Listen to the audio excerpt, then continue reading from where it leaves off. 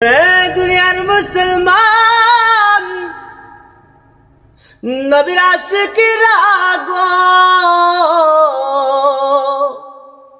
দিলের কানটা লাগায়া শোনো,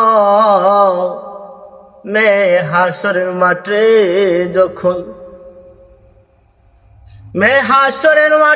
যখন সূর্য আইসা মাথার উপরে দাঁড়াইবে, মগজ গুলো টকবক করে উতরাইবে, সেদিন কি ভয়াবহ অবস্থা হবে। সেদিন নবী বিনে উপায় নাই, নবী বিনে উপায় নাই। সেদিন কামলিওয়ালা সারার কেউ থাকবে না।